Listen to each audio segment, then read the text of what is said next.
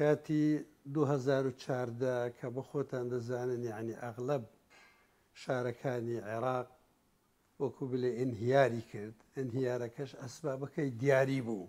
ئەو کاتی من قاید فەرقەی چوار بیم لە سەلاحەددین بارەگام لە عۆجەی بوو لە شاری تکریت کە ئەو کاتە ڕوویدا من بیم لەگەڵ قاید عملیات فەریق ڕوکن عەلی فرێجی لەگەڵ مدیر شورتەی سەلاحەددین جوماعینات کە وەزیری بەرگری عێراق بوو پێش ئەو کابینەی ئێستا کە هەموو شوێنەکان کەفتە دەستی داعش تەنها ئێمە مەجموعە کە ئەفسەر و سەرباز لەگەڵ ئێمە بین بەرگریمان کرد لە قاعیدەی سپایکەر لە شاری تکریت.